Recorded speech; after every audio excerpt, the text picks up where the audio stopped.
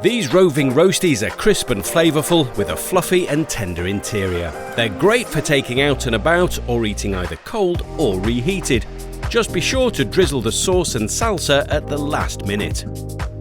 Take 600 grams of small waxy potatoes such as Charlotte and make lots of small cuts about 3/4 of the way through. Pop them in a non-stick baking tray and spritz with low-calorie cooking spray. Scatter over some salt and bake in a hot oven for 30 to 35 minutes.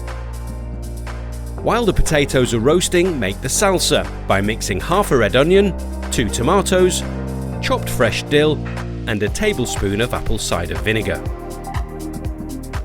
Stir 1/4 teaspoon of paprika into 2 tablespoons of reduced fat salad cream and divide between sealable pots and use as a drizzle or a dip.